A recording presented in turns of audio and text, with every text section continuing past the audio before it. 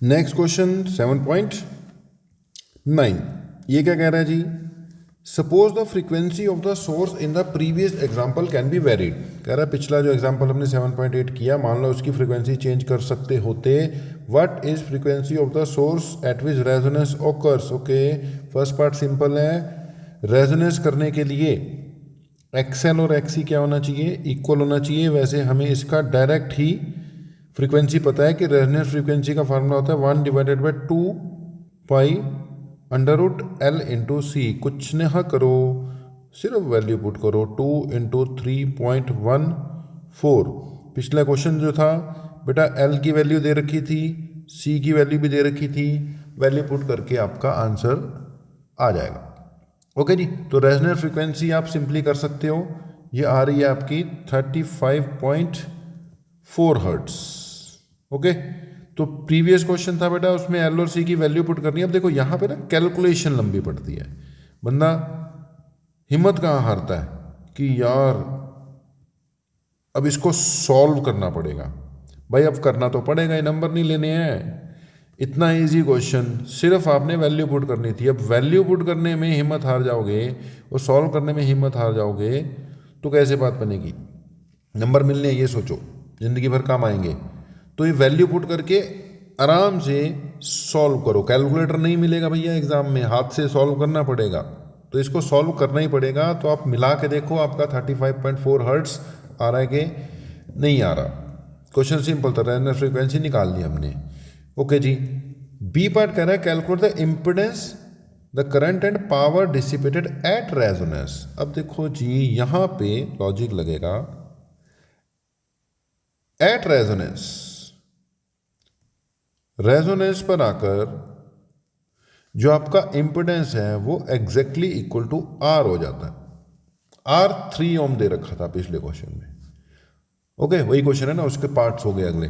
तो impedance at resonance is equal to R which is equal to 3 ohm. Okay, current मांग रहा है अब एट रेजोनेंस। अब करंट होता है E/Z। At resonance it will be E/R। Okay जी, अब करंट कौन सा मांग रहा है? हमने बोला जब तो बोलता पीक ठीक है, लेकिन अगर नहीं बोल रहा तो इसका मतलब हम RMS ही निकाल देंगे। ओके जी, तो ये मेरी RMS वैल्यू मान लेते हैं। क्वेश्चन में उसने पिछली बार पीक वैल्यू दे रखी थी, पिछले क्वेश्चन का पार्ट है 283।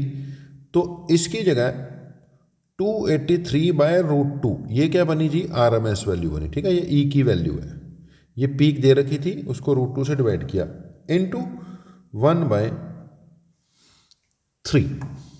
ठीक है, V/R, ये 283/√2 वो 1/3 हो गया।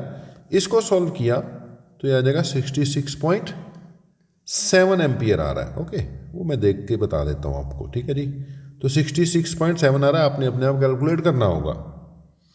अगली बात, पावर डिसिपेटेड एट रेजोनेंस। अब जो पावर का फार्मूला था वो वैसे तो है EV/IV into cos of phi. At resonance Z किसके इक्वल आ रहा है?